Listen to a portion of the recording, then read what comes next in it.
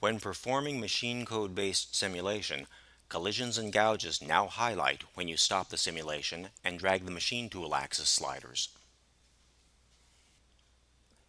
NX detects collisions based on the settings in the Simulation Settings dialog box. The Tool Part and Machine Collisions options must be turned on. Highlighting allows you to clearly see when the cutting tool collides with the machine tool, when the cutting tool gouges the part, and when the machine tool collides with the part. Collisions incurred by moving the machine tool axis sliders are not listed in the Details section of the Simulation Control Panel window.